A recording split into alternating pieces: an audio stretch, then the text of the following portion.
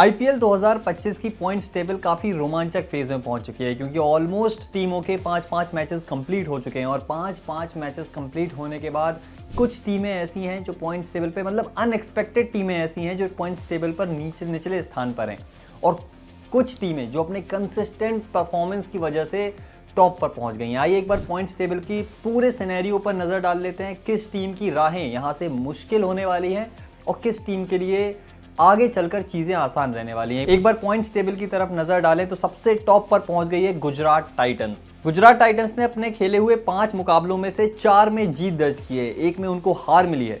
8 points इस total इस team के हो चुके हैं और इनका जो नेट रन रेट है वो सबसे बेहतर है। इनका नेट रन रेट है 1.413।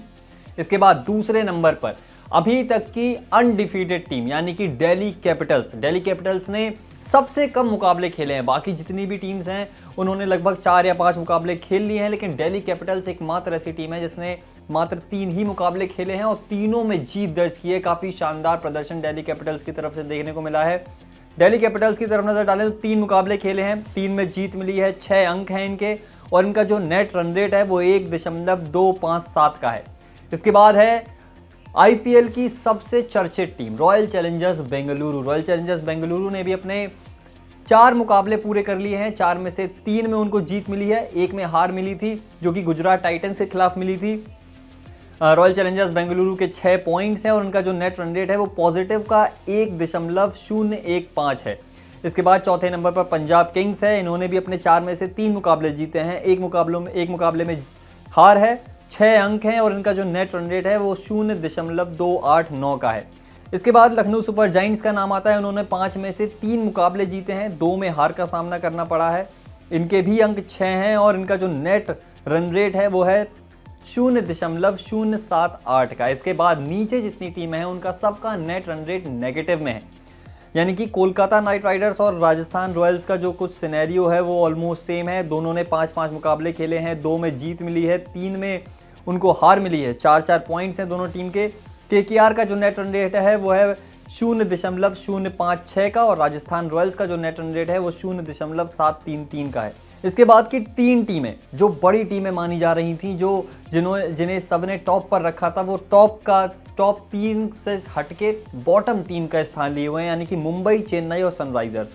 5 में से 1 मुकाबले तीनों टीमों में जीते हैं, 4 में उन्हें हार मिली है, मात्र 2 पॉइंट इन टीमों के पास हैं।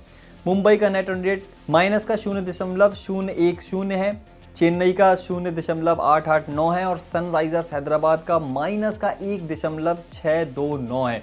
तो भाई यहाँ से जो टॉप 3 टीमों की प्रेडिक्शन सभी की थी ना, वो टॉप 3 टीमें नहीं है, टॉप बॉटम टीम है और उनकी राहें बहुत ज़्यादा टफ होने वाली है, खासकर कि सनराइजर्स हैदराबाद और चेन्नई सुपर किंग्स।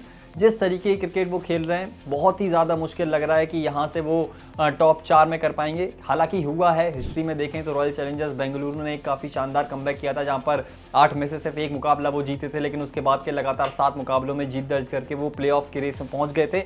ऐसा ही कुछ चमत्कार अगर होता है तभी ये 3 टीमें पहुंच पाएंगी। इसके अलावा जो ऊपर की टीमें हैं यानी कि गुजरात टाइटंस काफ़ी शानदार प्रदर्शन कर रही हैं, रॉयल चैलेंजर्स बेंगलुरु, दिल्ली कैपिटल्स, इन 3 टीमों के लिए आगे की चीज़ें आसान है क्योंकि एक तो टीम के कॉम्बिनेशन काफ़ी शानदार हैं और दूसरी बात इनका प्रदर्शन, जो कॉम्बिनेशन हैं वो क्लिक कर रहे हैं।